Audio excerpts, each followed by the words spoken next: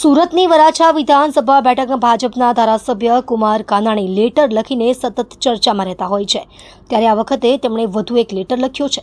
સુરતના પોલીસ કમિશનરને ઉદ્દેશીને લખેલા પત્રમાં તેમણે લખ્યું છે કે ઠેર ઠેર વિકાસના કાર્યો થઈ રહ્યા છે, જે જરૂરી છે, પરંતુ તેને લીધે ઠેર ઠેર ટ્રાફિક જામ પણ થઈ રહ્યા છે।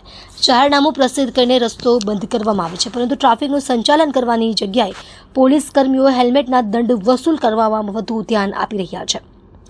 ધારાસભ્ય કુમાર કાનાણીએ પત્રમાં જણાવ્યું હતું કે વરાછા મેઇન રોડ પર કરાયેલ ખોદકામને લીધે થતી ટ્રાફિક બાબતે પત્ર લખ્યો હતો અને વરાછા મેઇન રોડ પર ટ્રાફિક પોલીસ સુરત રેલવે સ્ટેશનના ડેવલપમેન્ટના ભાગરૂપે સિડકો તરફથી જે કોરિડોર ઓવરબ્રિજ બાંધવાની કામગીરી ચાલુ છે, તેના માટે અત્યારે અહીંયા વેરહાઉસની ગલીથી વૈશાલી સર્કલ સુધી જતો રોડ 6 માસ માટે બંધ કરવામાં આવેલો છે।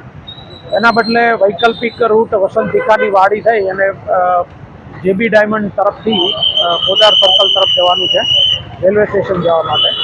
અને આ જગ્યાએ રાતના 22:00 સુધી ભારે વાહનો પણ બંધ કરવામાં આવેલા છે, જેથી કરી અને જે નાના વ્હીકલો છે એને સરળતાથી ટ્રાફિક થઈ શકે।